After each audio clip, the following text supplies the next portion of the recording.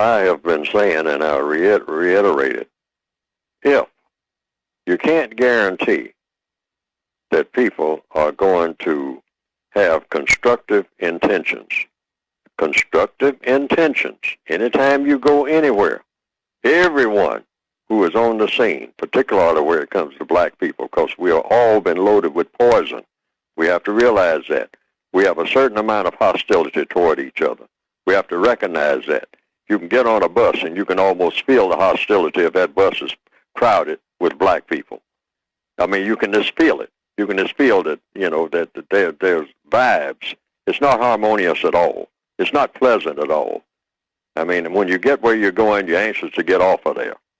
I mean, it's just, you can just feel something, even with no one saying anything, because there's all this hostility. The way you can see it in people's eyes, you can see it in their body language and whatnot. And this has always been, going back, I'll say, starting with right after World War II in particular, because before World War II, you had the signs up in a lot of places, rear seat for colored, white section only. And so that kept black people kind of on their toes and a little bit of affinity for each other, because even when they got on a bus, they were reminded that they were nothing, that you are nobody.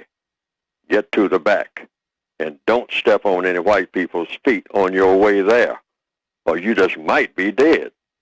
That's how you might spend your morning in the morgue. So you understand that, you boys and girls, you boys and gals, you nothing people, you Negroes. You shouldn't even be on the bus. You should be honored to even get on the same bus with white people. So that kept black people kind of looking at each other and saying, well, maybe we should have a little bit of affinity for each other, rather than nowadays when the signs are down, and have long been down, we got on a bus with complete hostility, total hostility. We ought to think about that.